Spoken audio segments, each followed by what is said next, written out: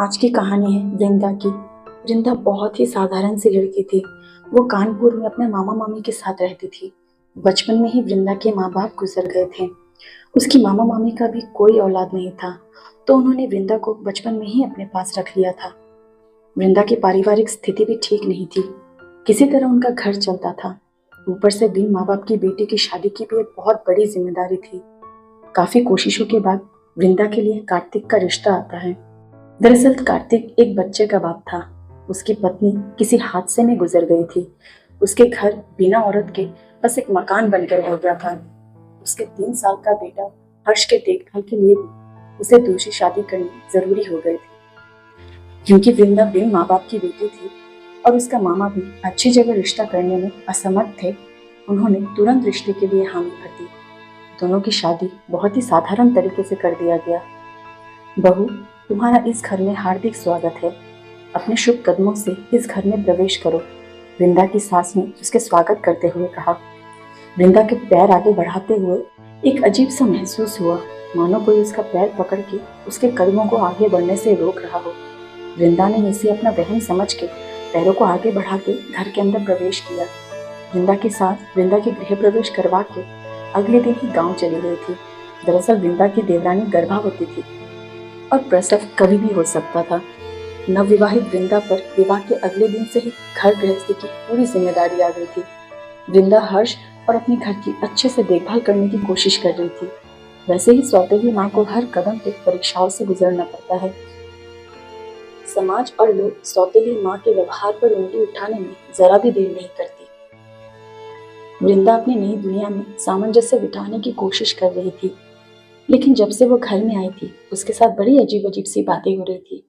वृंदा अपने कपड़े अलमारी में सजा के रखती, तो कभी वो डाइनिंग टेबल पे मिलती, कभी सोफे पे, तो कभी छत पे। किचन में से कभी सब्जियां गायब हो जाती। एक दिन वृंदा जब नहा रही थी, नल से पानी की जगह खून आने लगा। वृंदा चिल्लाते हुए बाहर आ गई। बाथरूम में नल में पानी नहीं आ रहा। घबराहट में वृंदा कार्तिक से बस इतना ही कह पाई, 1 मिनट में चेक करके आता हूँ। ऐसा कहकर कार्तिक अंदर चला गया।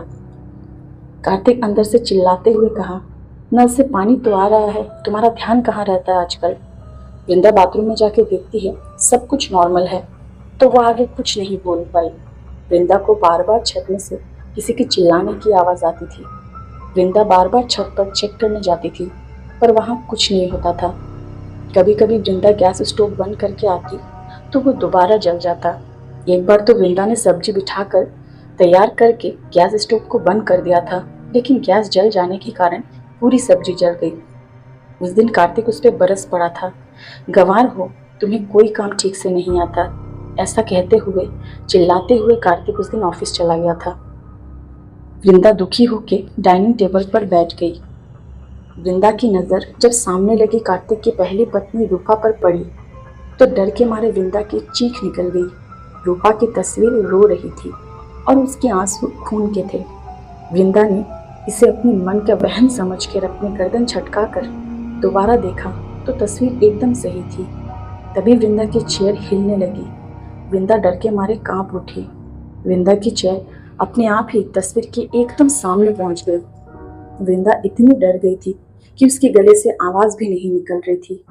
उसने चेयर से उठने की भी कोशिश की, लेकिन मानो जैसे वो चेयर पे चिपक गई हो। कौन है यहाँ?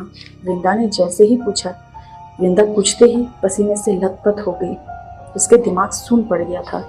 तभी रूपा की तस्वीर से रक्त की बूंदें फर्श पर टपकने लगी और फर्श पर गिरते कुछ आकार बनाने लगी। मेरी मौत सामान्य नहीं था, मैंने आत्महत्या भी नहीं की थी। फर्श पर खून से लिखा हुआ था। अगर आप रूपा दीदी हो तो आप सामने आओ, घबराते हुए वृंदा ने कहा। तस्वीर में हलचल सी होने लगी। देखते ही देखते तस्वीर एक मानव आकृति में बदल गई। हाँ वृंदा, मैंने आत्महत्या नहीं किया था, ना ही कोई हादसा था, वह आकृति कहने लगी। वृंदा ने पूछा, फिर हुआ क्या था? रूपा की आत्मा ने कहा, कार्तिक का किसी लड़की के साथ प्रेम संबंध था। मुझे जैसे ही पता चला तो मैंने उन्हें समझाने की कोशिश की। वृंदा ने कहा, किससे संबंध था? उस लड़की की अब शादी हो चुकी है। कार्तिक ने उसे भी अंधेरे में रखा हुआ था। उसका नाम जान के अब कोई लाभ नहीं। समझ गई, आपके साथ हुआ क्या था? वृंदा ने पूछा। आत्मा ने कहा, मैं अपनी परेशानी दूर करने के लिए एक साधु के पास गई थी। साधु ने कहा कि मैं अगर खुद को तकलीफ दूंगी तो उतनी ही तकलीफ उस लड़की को भी होगी। उस साधु के बातों में आकर मैंने अपने ही सिर पर पत्थर से चोट लगाई। दूसरे दिन छुप छुप के उस लड़की के घर जाकर देखा तो उसके सर पर भी चोट लगी हुई थी। मुझे बुखार हुआ तो उससे भी बुखार हुआ। साधु ने कहा कि अगर मैं आत्महत्या की कोशिश करूंगी तो वो भी करेगी और वो मर जाएगी और मेरा समस्या का समाधान हो जाएगा। साधु की बातों में आकर मैंने आत्महत्या का नाटक किया।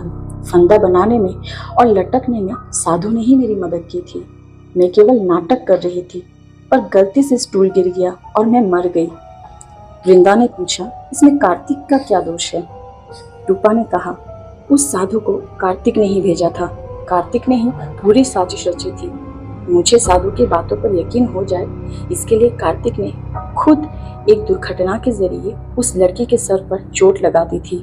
गलती मेरी भी थी, जिसकी मुझे इतनी बड़ी सजा मिली, लेकिन साजिशकर्ता कार्तिक अभी तक आजाद घूम रहा है। वृंदा ने कहा, दीदी आप फिक्र मत कीजिए, आपको न्याय मिलेगा और कार्तिक को सजा। मैं आपकी मदद करूंगी। वृंदा ने तुरंत पुलिस को सारी घटना की जानकारी दी। वृंदा की मदद से वो साधु भी पकड़ा गया। दरअसल वो साधु एक हिस्ट्री शीटर था जो साधु के भेष में रह रहा था। पुलिस के डंडे पड़ते ही साधु ने सब कुछ उगल दिया। कार्तिक भी पकड़ा गया। रूपा की आत्मा न्याय पाते ही मुक्त हो गई और अपने बेटे की जिम्मेदारी के हाथों सौंप कर प्रसन्न मुक्त होकर दूसरी यात्रा के लिए निकल गई। कहानी अच्छी लगी हो तो चैनल को सब्सक्राइब करें।